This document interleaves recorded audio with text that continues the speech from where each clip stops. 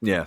I was just gonna say that game that you were talking, the gutted game, that was for December. If you want to play a game about gods falling, get your Switch out. There's a game called Shin Megami Tensei 5.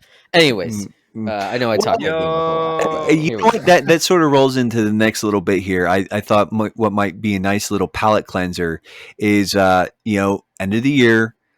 We've played a bunch of stuff, and I'm gonna, as soon as I find my phone, I'm gonna pull up my GG. I'm gonna pull up my GG, and I'm gonna sort of rattle through. Up, he's got it.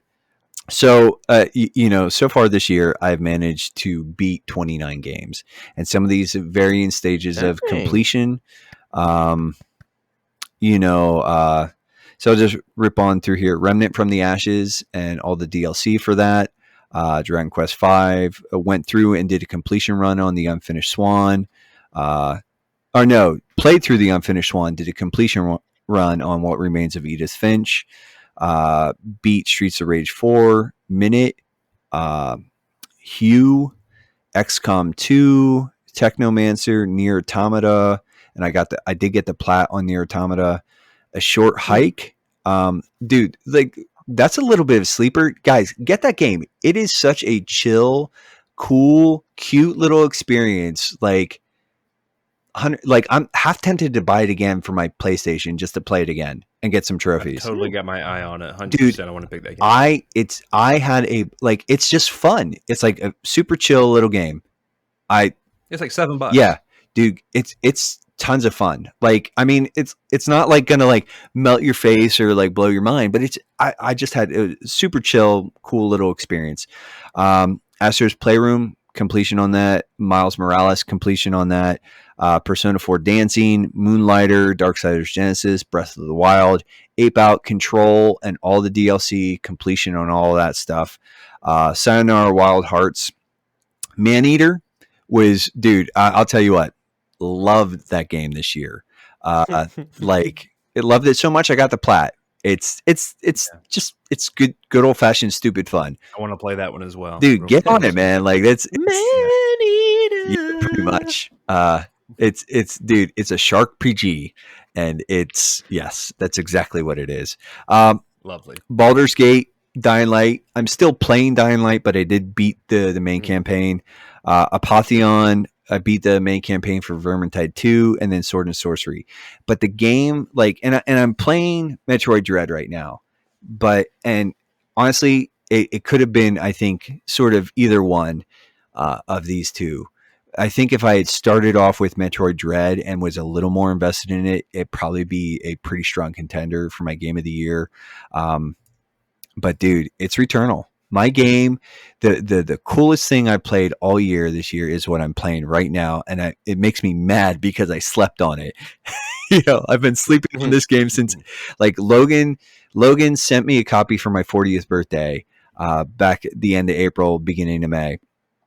And I was like, I'll get around to it. There's all this other, and I'm like, why did I wait? Like, and it's like, because I had other things to play. But this game, like Returnal, is my game of the year. It's awesome. And like I said, last year, Hades was my game of the year. And there's a lot of similarities. They're both sort of roguelites. Two very different sort of like styles of play.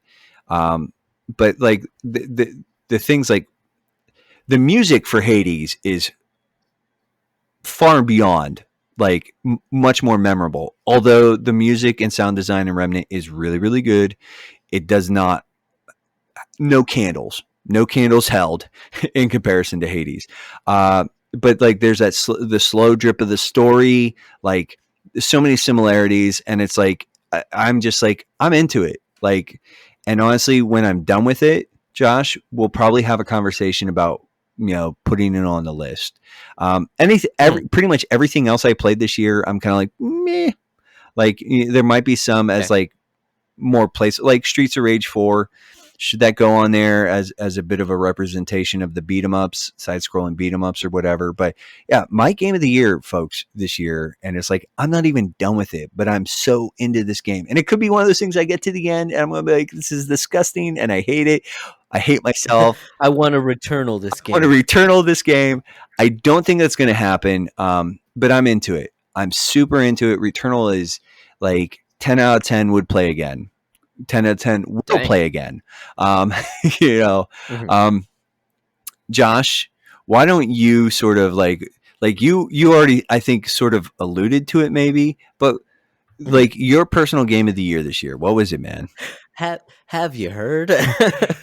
No, well, actually, because it was dropped in the Discord earlier. I earlier this week, it did get me thinking about the games that I've played. And while I won't run through all of them, there was the question that was thrown out about the top 5 games, and so I did do a short little ranking of the top 5 that I've played this year. Or I guess technically it was the top 5 that I'd finished this year because, well, except for the last one. Anyways, doesn't make sense because I didn't consider some of the games that I played and hadn't finished, except for my number 1. So I'll just run through real quickly my top 5 for the year. Number 5, I put Bloodstained: Curse of the Moon. Nice. And I was a bit conflicted about number 5 because God of War is a very good game. And so that one fell to my honorable mention. Bloodstained is only like a couple hours long. This is not the actual Bloodstained. This is Curse of the Moon demake sort of looking thing. Yeah. Yes. It's got sort of the faux NES kind of graphics to it. It's very reminiscent of Castlevania 3. Mm-hmm. And I just loved how like short and compact it was, but how much you could do with that game, the replay value, the replaying it and getting different story beats and stuff. It's just a really cool game. Number 4 is Radiant Historia. I finally played through and beat that game, and that is a little gem, certainly, with all the time travel components. Number 3, you guys would appreciate this, was What Remains of Edith Finch. We did an entire episode about it together. And just as I'm looking back on the games that I played, like that one just resonates so much with me. Like it sticks in there, you know? There's so much to think about with that game. Even though it's a tiny little game, a tiny little experience, there's a lot that's packed in there, lots of detail. And it says something about the human condition, which is what I appreciate. Similarly to my number 2 game, which was Nier Automata. And, we have episodes about this as well, so we don't need to go too deep into it. But even if the gameplay isn't 10 out of 10, I think what this game tried to do, and I would say pulled off in a lot of different ways, it really, again, stuck with me. Oh my gosh, beautiful soundtrack as well. Oh yeah. Too. The soundtrack is fantastic. And then number 1, drum roll please. Who knows? I don't know. No one knows. Shin Megami Tensei 5. I mean, come on. I've been waiting for this ever since it was first announced, when the Switch was first announced, if you guys remember. What was that, 2016? The end of 2016? Yes. Because Switch was what, like March 2017? Well, it was just like, and it was basically like a splash screen, a few seconds of animation, and then it was like, boop. Well, and like eyes, they were 3D models of a bunch of different demons, and just their eyes like peering at you from the darkness. Like it was telling you, like, ominous, this game's going to be dark, which it certainly turned out to be. But yeah, it has rekindled just my not my love for games, because obviously I enjoy games a lot, but I had not been playing very many games, and then this one, man, every spare minute that I have, for better or for worse, is going to this game currently. So that's my top 5. Micah, games y'all are currently playing, both your top game right now. That's true. So recency bias may be in full swing. That's a very good point. Yeah, could be. Yeah. Could be. Though with that said, I'll start with this one. I'll start with my number 1. It's also Returnal. So nice. I played that back when it released in April, May, I guess is the primary time. That game distilled everything. Didn't distill it, because it kind of expanded, I guess. It took the formula that Housemarque has done so well with their arcade games like Resogun and Dead Nation and Super Stardust, and it successfully translated that into this 3D roguelike shooter perfectly. like chef's kiss good. Like I felt like I was playing one of their classic 2D arcade games like Resogun or whatever. Hmm. It felt so tight. It was the visual cue of all the different, like, kind of the bullet hell nature of all the projectiles coming at you from the enemies. You learn their patterns, which is exactly what you do in the 2D games. And it kind of has that same difficulty curve and kind of getting the hook of it in a similar way as those games. So I thought that was beautiful, first and foremost.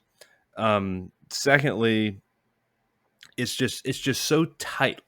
Like the roguelike nature, the narrative, all the bells and whistles of the PS5, all that stuff is really good and adds, but like just the gameplay, like Hades or like Control, like you get done with a battle, you get done with a room, and you're like, okay, and you're like, man, that was awesome. It delivers that. Let's You do know, that you're like, again. man, that was sweet. That just felt right. It felt smooth. I dominated. I was in control the whole time. There's, those perfect controls. It's a stellar package, man. They really delivered. It has a great difficulty, awesome bosses. The art design is probably some of my favorite of the year as well. Like the direction, all that kind of stuff is fantastic. Returnal is a really special game, really special game. So yeah, that's my game of the year. A couple of other honorable mentions. It Takes Two. I haven't heard that snap. one. Yeah, I'm still playing that with Megan. So Holy smokes, this game is like pure fun. The game. Like imagine, it kind of reminded me, I mentioned in my review for the Reformed Gamers, reminded me of Astro's Playroom a little bit. Like it's just like this, I'm just having so much fun. Like every 10 minutes you're doing something literally different than what you were 10 minutes prior, and they repeat that like 40 times successfully. It's really a jam. Play it with your wife, play it with a friend, play it with a good gamer buddy, whatever.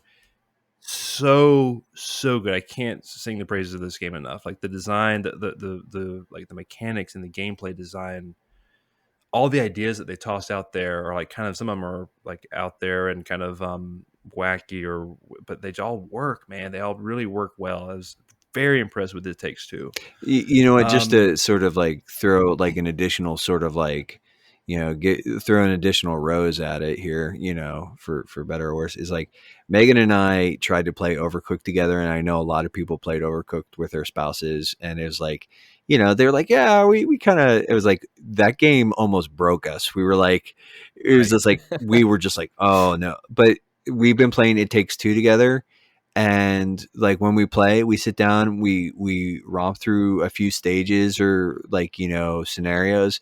We have fun.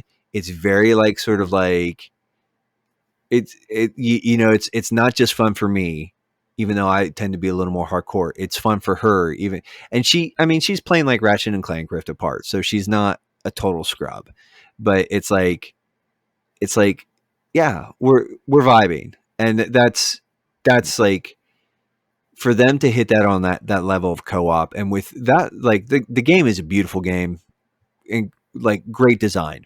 So yeah, like it's like, honestly, the only reason I kind of forgot about it is because we haven't picked it up in a little bit. But yeah, that's a fantastic honorable mention.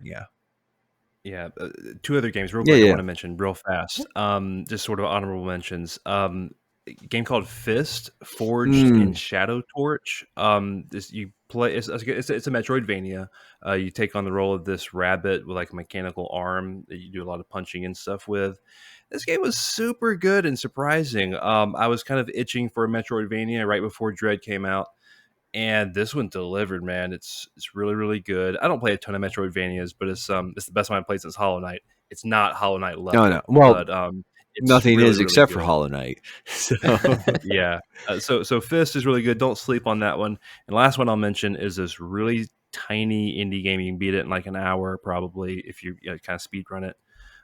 It's called Speed Limit, and it came out earlier this year, and it's basically like a high action escape game. Think like 90s John Woo movies, like really like stylized action, but in like 16-bit graphics. So like you're trying to escape from like a train, like a moving subway train. You're running through the cars, and there's like gunning and stuff, and then you're on a plane like Afterburner style, and then you're on a motorcycle like Road Rash, and it's just takes a bunch of different sort of genres and kind of gives you these like escape from the bad guy kind of scenarios.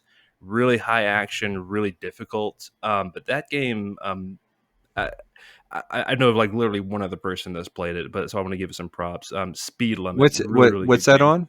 Nice. It's on PSN and Switch for sure. I don't know if it's on Xbox or PC. I would imagine it is, but it's definitely for PlayStation. It's definitely for Switch as well. Look. Yep, it was Xbox One, Series S and X as well, and it's on Steam. Yeah, I'd encourage you to watch the trailer for Speed Limit. That might sell you on it. But anyway. Nice.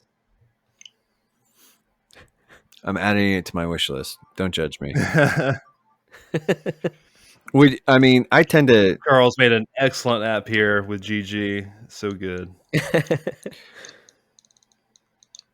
Well, I'm doing this on my Switch, so... Okay. I'm about to say, I hear Switch-like sounds. Yeah, that's because I'm just pulling it up on my Switch real quick here. Or not quick. Yeah, I'll get to it.